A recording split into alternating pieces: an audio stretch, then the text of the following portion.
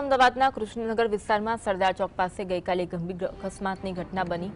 પૂરપાટ ઝડપે આવતી કાર ચાલકે એક સાયકલ ચાલકને જોરદાર ટક્કર મારી। આ ટક્કર એટલી ગંભીર હતી કે અકસ્માત બાદ કાર 20 ફૂટ દૂર જઈને ઊભી રહી। સાયકલ ચાલકને ગંભીર ઈજાઓ પહોંચતા તેને તાત્કાલિક સારવાર માટે હોસ્પિટલ ખસેડવામાં આવ્યો, જેના સીસીટીવી ફૂટેજ સામે આવ્યા છે। જો કે ઈજાગ્રસ્ત સાયકલ ચાલક અને કાર ચાલક વચ્ચે સમાધાન થઈ જતા બનાવ અંગે પોલીસમાં કોઈ ફરિયાદ નોંધાઈ નથી। જીએસટીવીના એક્સક્લુઝિવ દ્રશ્યો સામે આવ્યા છે। એટલી પૂરપાટ ઝડપે આવતી કારે સાયકલ ચાલકને ટક્કર મારી હતી, જેમાં સાયકલ ચાલક ઢસડાયો હતો। જો કે બંને વચ્ચે સમાધાન થઈ ગયું હતું, જેના કારણે કોઈ જ ફરિયાદ નોંધાઈ નથી।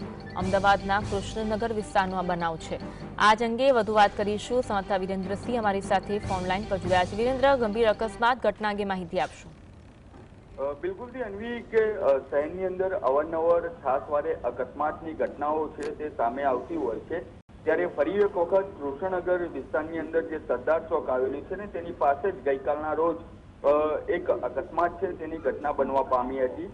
આ જે અકસ્માત છે તે ગઈકાલે સર્જાયો હતો, તેના સીસીટીવી છે તે અત્યારે સામે આવ્યા છે।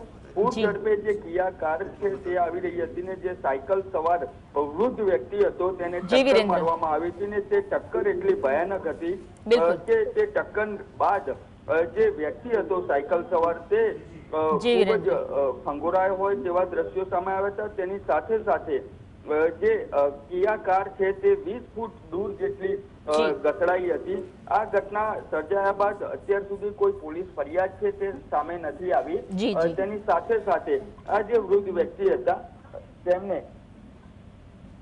જે સારવાર અર્થે હોસ્પિટલ ખાતે છે તે ખસેડવામાં આવ્યા હતા અને હાલ સોશિયલ મીડિયાની અંદર આ સીસીટીવી વાયરલ થઈ રહ્યા છે। જી, આભાર માહિતી આપવા માટે।